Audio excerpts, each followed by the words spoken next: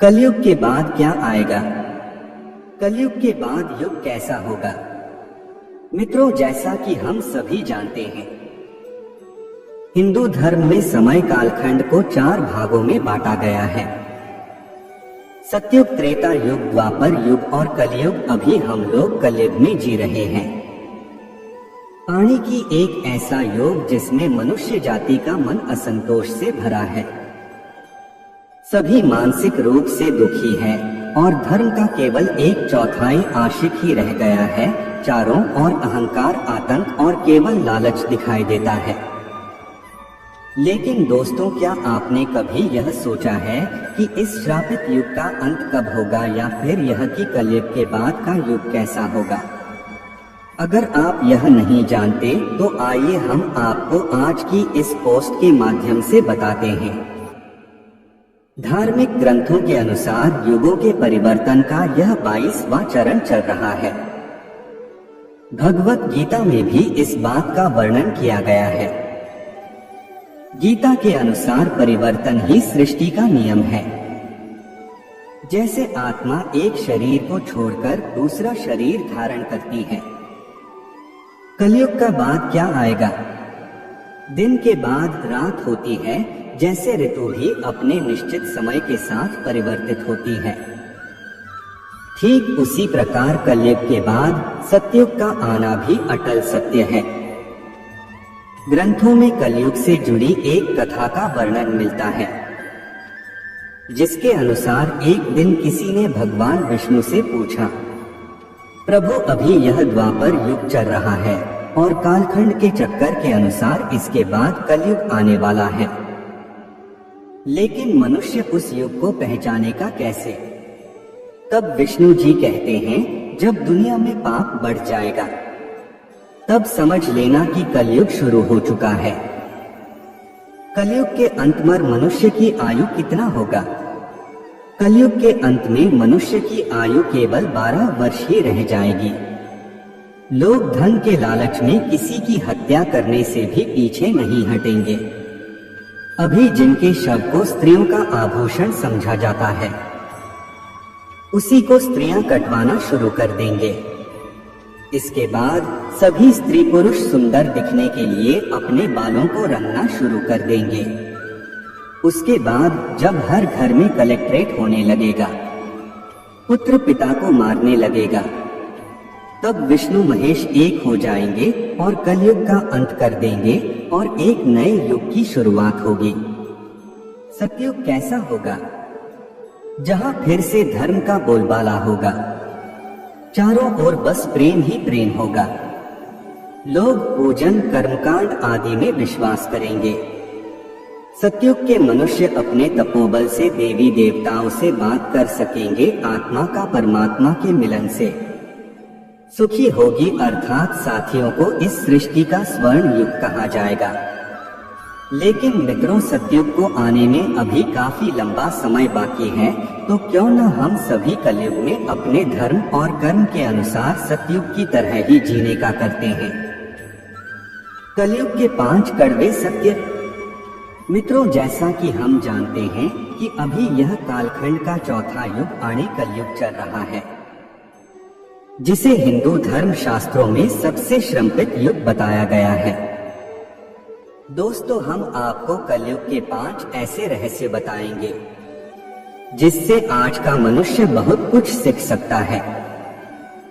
बात उस समय की है जब पांडवों को वनवास हो गया था।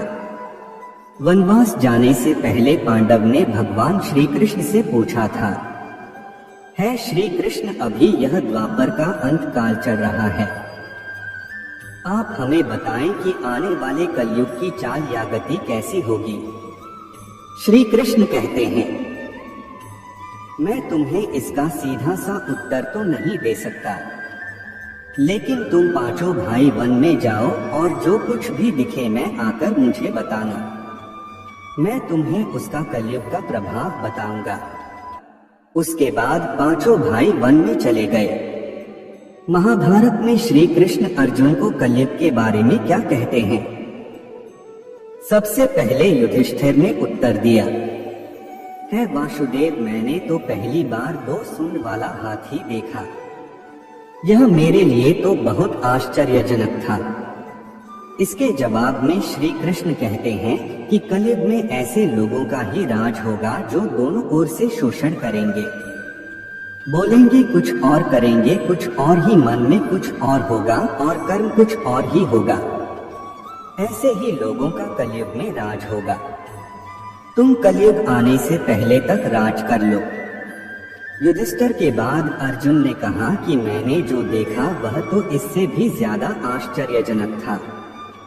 मैंने देखा कि एक पक्षी के पंखों पर वेद लिखे हुए, लेकिन वे पक्षी मुर्दे का मांस खा रहा था। श्री कृष्ण अर्जुन को उत्तर देते हुए कहते हैं, कलयुग में ऐसे ही लोग रहेंगे जो बड़े ज्ञानी और ध्यान ही कहलाएंगे। वह ज्ञान की चर्चा तो करेंगे, लेकिन उनका आचरण राक्षसी होगा। वह बड़े पंडित और विद्वान कहलाएंगे, किंतु वह यह देखते रहेंगे कि कौन सा मनुष्य कब मेरे और हमारे नाम से संपत्ति कर जाए। अर्जुन के सवाल के जवाब के बाद भीम अपना अनुभव सुनाते हुए कहते हैं कि एक गाय अपने बछड़े को इतना चाहती है कि वह बछड़ा खून से लहूलुहान हो जाता है। तब श्री कृष्ण कहते हैं कि कलयुग का मनुष्य शिशुपाल हो जाएगा।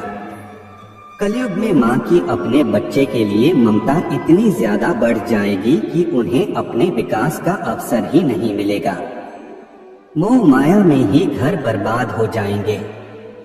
भीम के बाद सहदेव ने पूछा है, श्री कृष्ण मैंने देखा कि 5-7 बड़े कुएं के बीच एक गहरा कुआं बिल्कुल खाली है, जबकि ऐसा संभव नहीं हो सकता। फिर श्री कृष्ण उत्तर देते हैं, कलयुग में लोग लड़के लड़की के विवाह में, मकान के उत्सवों में, छोटे बड़े उत्सवों में लाखों रुपए खर्च कर देंगे, परंतु पड़ोस में यदि कोई भूखा प्यासा मर रहा होगा तो यह नहीं देखेंगे कि उसका पेट भरा है या नहीं भरा है। उनका अपना ही सदा भूख से मर जाएगा और वह देखते रह जाएंगे। कहने का तात्पर्य है यह है कि कलयुग में अन्य भंडार तो होंगे, परंतु लोग भूख से मर जाएंगे। सहदेव के बाद नकुल ने श्री कृष्ण से कहा कि है, श्री कृष्ण मैंने देखा कि एक बड़ी सी चट्टान पहाड़ से गिरती है और बड़े से बड़ा वृक्ष भी उसे रोकने में सक्षम नहीं हो पाता, परंतु एक छोटे से पौधे से टकराकर वह रुक जाती है। आखिर ऐसे कैसे हुआ? तब श्री कृष्ण कहते हैं कि कलयुग में मनुष्य की बुद्धि क्षीण हो जाएगी और उसका जीवन पतन हो जाएगा। कलयुग में मनुष्य का कल्याण कैसे होगा? उस पतन को धन और बड़ी से बड़ी सकरा रूपी वृक्ष भी रोकने में सक्षम नहीं होंगे, किंतु हरि नाम का छोटा सा शब्द बोलने से मनुष्य जीवन का पतन रुक जाएगा। आठ कलयुग में हरि नाम मुक्ता एकमात्र मार्ग होगा।